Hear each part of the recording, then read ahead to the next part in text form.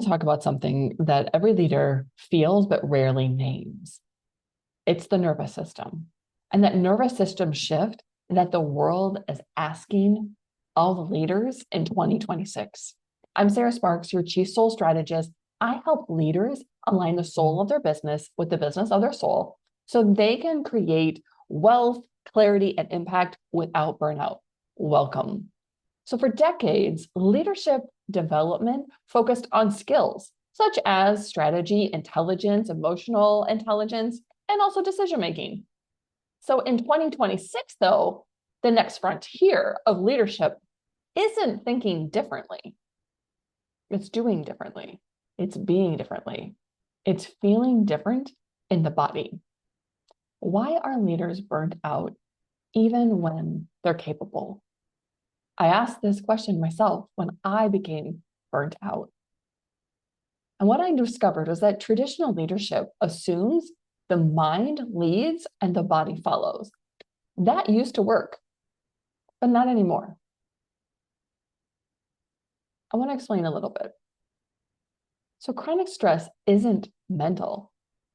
It lives in the body. Chronic stress isn't mental. It lives in the body. Leaders under constant pressure carry tension in their jaw, their breath, their shoulders. I notice myself still sitting like this. You may have noticed it in my videos. The body doesn't trust intentions. It responds to being safe. When it feels safe, it responds. You can have all the strategy and vision in the world, but if the body is in survival mode, your influence is limited. Divine is telling me now to share a personal story with you. And if you're new here, you're like, who's Divine? Divine is God, source, creator, spirit, universe. And I have the ability to channel on a moment's notice. As I'm sitting here, Divine is saying, tell them about the time when your body was in survival mode. I went on a diet that was very restrictive in caloric intake, about 800 to 1,000 calories a day. And I was determined to release the weight that I'd gained in my late 30s. And I was like, I have to get this off. I will do whatever it takes. Well, I was to only be on this very restrictive diet for, I think, 12 weeks, 3 months, max. I didn't. I stayed on it for over a year.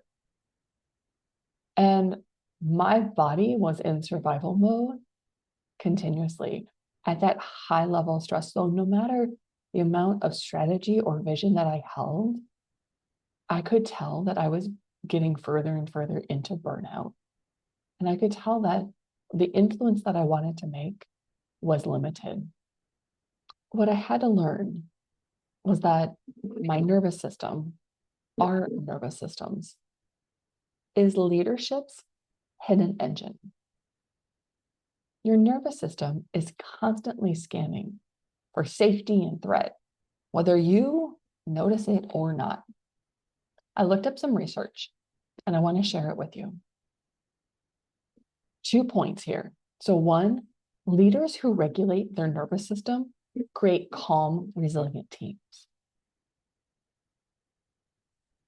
Do not need to be chaotic. Leaders who regulate their nervous systems create calm, resilient teams. Do you want your clients coming in? Do you want your teams to be calm and regulated? It starts with the leader's nervous system. And number 2, teams mirror a leader's internal state before they respond to anything the leader says. I can think of business leadership examples in this. I can think of government leaders and their internal state and people responding to that internal state. And I can also think of parental, my own parenting, when and how my children are the mirror to their leader's internal state. It's my responsibility as my children's leader to regulate my nervous system before they can respond or do anything that this leader says. Look at it in different lights, in different roles in your life, and see where this research and these statements can hold true for you, professional, personal, whatever it may be. So your nervous system broadcasts trust or threat long before your words can land. If your system is tense, others unconsciously register that threat, even if your message is supportive. Now, think about this. If you are a business owner and you are in sales and you believe that what you're selling, your body feels that what you're selling and the money around what you're selling is a threat. No matter how supportive you are as a business owner and a leader, the system is still tense.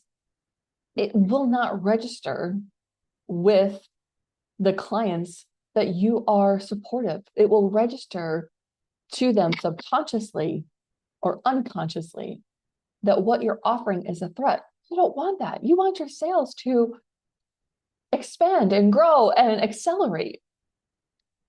So, and I want to be clear here about something. I do not do body work. All right. I am not a physical fitness coach. I'm not here to teach breath work protocols or wellness routines. All right. The work that I do with leaders is about capacity, decision-making under pressure, stability at high levels of responsibility, holding more without collapsing or inflating. We work here with Create the Spark, we work at the level of identity and nervous system awareness, not physical performance. This isn't about optimizing your body. It's about expanding your leadership capacity so your body can support the level that you're building. When I work with leaders, we are looking at number one, where does your system contract? Number two, where do you override yourself? Number three, where does success outpace safety? And number four, where does your income outgrow your internal capacity? Because you can't scale when your body does not feel safe. I know this for a fact.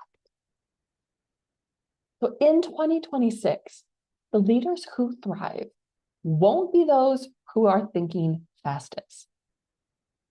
It'll be the ones that stay regulated the longest. And here's the shift. Old leadership performs under pressure, speed over safety, reaction over regulation. Yet, modern leadership, regulation before reaction, presence before pressure, safety before strategy. Strategy is impotent without safety. Leaders create environments where people speak up, are innovative, and contribute without fear.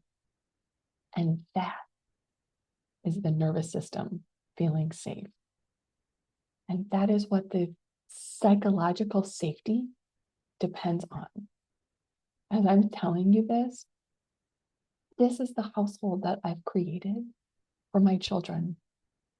They speak up, they are innovative and creative, and they contribute to this family without fear. My husband and I do not discipline out of fear. We do not lead with fear. And it is shown in our children. Our oldest created a dress out of trash and is a finalist in this fashion show. She is able to speak up clearly about how she wants sustainable fashion. And she's able to contribute to society without fear, and she is innovative. I give you that example because how you do anything is how you do everything. It starts with you and your nervous system feeling safe.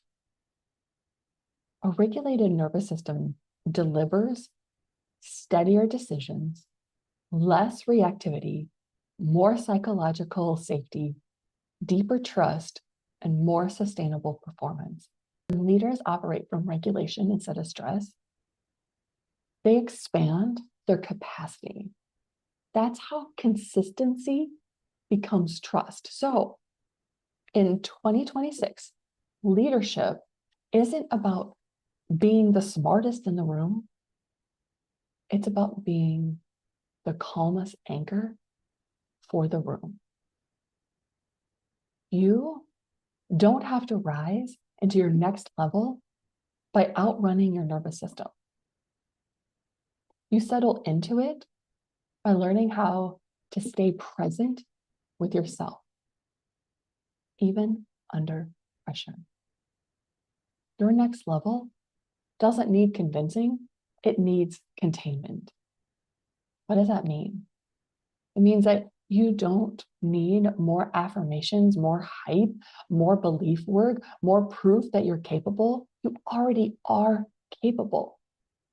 The opportunity, the income, the leadership, the visibility, it's not waiting for you to believe in it harder. And when I say containment, it means that I want you to ask yourself, can your nervous system stay steady when the stakes are high? Can you handle more money without tightening? Hold more responsibility without becoming reactive? Receive more visibility without shrinking or inflating? Can you move through pressure without rushing decisions? Containment equals capacity. And it's your ability to stay regulated at higher levels of intensity, visibility, responsibility, and success. And why does this matter in 2026? The leaders who will thrive aren't the loudest. They're the ones who don't spike under stress, don't collapse under growth, don't overreact under pressure. They can stay at the next level. That's containment. We'll explore how identity isn't just a thought, it's felt in the body, and why nervous system literacy is becoming a leadership superpower. Stay tuned.